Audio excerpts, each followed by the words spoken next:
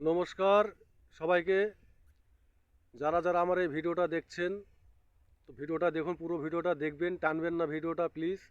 এবং ভিডিওটা দেখার পরে যদি আমার ভিডিওটা ভালো লাগে তো আপনাদের মতামত কমেন্টে জানাবেন এবং আমার এই চ্যানেলটিকে সাবস্ক্রাইব করে রাখবেন, পরবর্তী ভিডিওগুলো যেন সবার আগে পৌঁছায় আপনাদের কাছে। তো বলছি, আজকে মুর্শিদাবাদ বেলডাঙ্গায় হুমায়ুন কবির, আমি ওনাকে নিয়ে কটা কথা বলতে যাচ্ছি। উনি যখন বিধায়ক পদে ছিল বিধায়ক পদ থাকাকালীন উনি একবার একটা কথা বলেছিল, হিন্দুদেরকে কেটে কেটে ভাগীরথী গঙ্গায় ভাসিয়ে দিবে, এই কথা উনি বলেছিল। এই কথা নিয়ে কিন্তু কেউ একটা কোনো প্রতিবাদ করেনি। যদি কোনো হিন্দু নেতা মন্ত্রী যদি বলতো যে আমরা মুসলিমকে কেটে কেটে ভাগীরথী গঙ্গায় ভাসিয়ে দেব, তাহলে দেখতেন কি ঝড় উঠে যেত, ঝড়।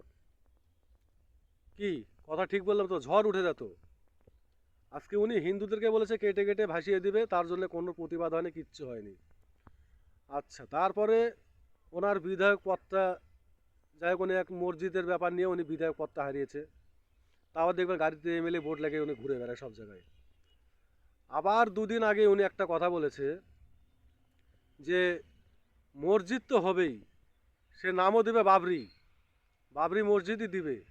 যদি কেউ আটকাতে যায়, সেখানে 10 জনকে আগে পুঁতবে, সেখানে 10 জনকে পুঁতবে ওখানে। তাহলে এবার চিন্তা করুন উনি এত বড় সাহসটা পাচ্ছে কোথা থেকে। এই কথাটা যদি পাকিস্তান বা বাংলাদেশ থেকে যদি কেউ বলতো, সেটা আমরা মানিয়ে নিতাম। উনি ভারতের মাটি থেকে এই ভারতের লোককে হুমকি দিচ্ছে 10 জনকে পুঁতবে। এর আগে তো বলেইছেই যে কেটে কেটে হিন্দুদেরকে কেটে কেটে ভাগীরথী গঙ্গায় ভাসিয়ে দিবে। আবার উনি 100 সিটের আশায়, এত বড় বড় মানে কথাগুলো বলার পরে উনি 100 সিটের আশা করে উনি জীবনে জিততে পারবে? 100 সিট জীবনে নিতে পারবে? আগে নিক, তারপরে কথা বলুক। আর মসজিদ করবেন করুন, যদি বাবরি মসজিদ দেন, নাম দেন, তাহলে বাবরি মসজিদ আর থাকবে না। মসজিদ করুন, কেউ বাধা দিবে না, কিন্তু বাবরি নাম দিলে মসজিদ থাকবে না। এটা হিন্দুদের কথা।